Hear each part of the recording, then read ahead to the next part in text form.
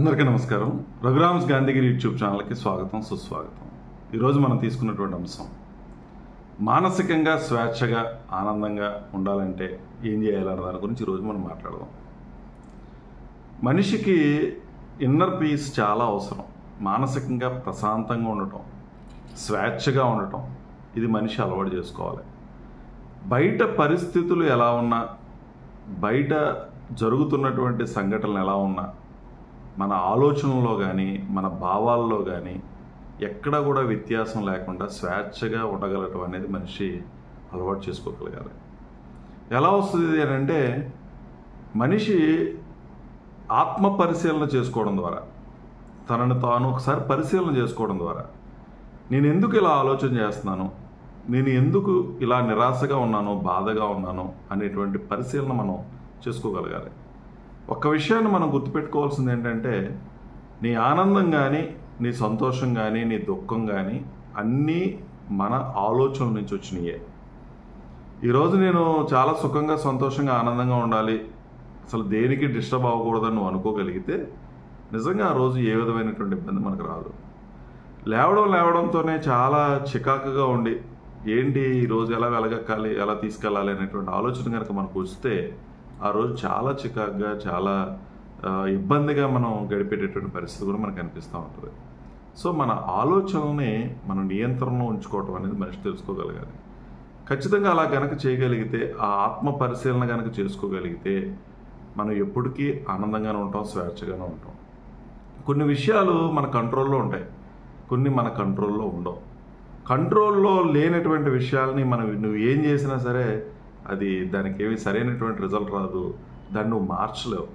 అటువంటి వాటిని ఖచ్చితంగా నువ్వు యాక్సెప్ట్ చేయాల్సిందే, ఆ పరిస్థితికి నువ్వు అంగీకరించాల్సిందే. దాన్ని మనం ఏమీ చేయలేము. దానికి ఏం చేయాలో, దానికి అనుగుణంగా ఏ రకంగా మనం మారాలో, మార్చుకోవాలో, భరించాలో దానికి సంసిద్ధంగా కనుక నువ్వు ఉండగలిగితే ఖచ్చితంగా నువ్వు చాలా ఆనందంగా, చాలా స్వేచ్ఛగా ఉండటానికి అవకాశం అనేది ఉంటుంది. నిజంగా మనిషికి భావోద్వేగాలు ఉంటాయి, ఎమోషన్స్ ఉంటాయి. ఈ ఎమోషన్సే మన ఆనందానికి, మన దుఃఖానికి, మన సంతోషానికి కారణం అవుతాయి. కానీ ఒకసారి మనం ఆలోచిస్తే నీ కోపం నీకు ఒక పెద్ద శత్రువుగా తయారవుతుంది. నీలో ఉన్నటువంటి ఒక నిరాశ అవ్వచ్చు, ఎదుటి వ్యక్తిని చూసి అసూయపడేటువంటి తత్వం అవ్వచ్చు, ద్వేషించేటటువంటి తత్వం అవ్వచ్చు, శత్రుత్వాన్ని పెంపొందించుకునేటువంటిది అవ్వచ్చు. ఇవన్నీ కూడా, ఈ భావోద్వేగాలన్నీ కూడా నిన్నే ఎక్కువ బాధిస్తాయి. ఈరోజు కోప్పడిపోతావు, ఏదో అరుస్తావు, రోజంతా దాని గురించి ఆలోచిస్తాం. కొన్ని సందర్భాల్లో రోజుల తరబడి ఆ చేసినటువంటి ఆ అన్న మాటలకి మనం ఇబ్బంది పడేటువంటి పరిస్థితి ఉంటుంది. ఆ కోపాన్ని ప్రదర్శించడం వల్ల దెబ్బతింటాయి కదా, మానవ సంబంధాలు దెబ్బతింటాయి, మొత్తం అట్మాస్ఫియరే మారిపోయేటటువంటి పరిస్థితి ఉంటుంది. సో అందుకని ఈ భావోద్వేగాలు ఎక్కువ నన్నే బాధిస్తాయి అనేటువంటి వాస్తవాన్ని నువ్వు అంగీకరించగలిగితే దాన్ని ఖచ్చితంగా నువ్వు మేనేజ్ చేసుకోగలుగుతావు, నియంత్రించుకోగలుగుతావు. ఎందుకు నేను ఎంత కోపం ప్రదర్శించడం వల్ల ఏం కలిసి వస్తుంది, ఎందుకు నేను ఇలా బాధపడుతున్నాను, ఎందుకు నేను ఇతరులతో పోల్చుకొని చూసుకుని బాధపడుతున్నాను, నాకున్నది నాకు ఉంది కదా, చాలు కదా, నేను హ్యాపీగానే ఉన్నాను కదా, ఆనందంగానే ఉన్నాను కదా అనేటువంటి ఆలోచన ధోరణితో ఉండాలి. ఉన్నదాంతో సంతృప్తి పడడం అనేది నేర్చుకోగలగాలి. నిజంగా మనకి కొన్ని సందర్భాల్లో ఎప్పుడు బాగా బాధ అనిపిస్తుంది అంటే, ఏదన్నా మనం కోల్పోయినప్పుడు బాధ అనిపిస్తూ ఉంటుంది, నిరాశలోకి వెళ్ళిపోతాం. జీవించే ఉన్నాం కదా, పోరాటం చేయి, దేనికి అంత కూర్చొని బాధపడతాం.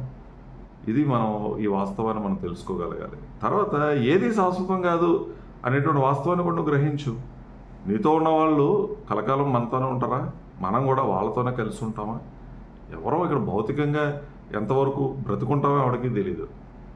సో జీవితమే శాశ్వతం కాదనుకున్నప్పుడు ఈ చిన్న చిన్న విషయాలకి ఎందుకు నువ్వు శాశ్వతంగా భావిస్తున్నావు? నష్టం వచ్చిందనో, కష్టం వచ్చిందనో, మనిషి దూరం అయ్యాడనో, స్నేహితుడు పోయాడనో, లేకపోతే మోసం చేశారనో, ఇవన్నీ ఎందుకు నువ్వు అంత సీరియస్గా తీసుకుంటున్నావు?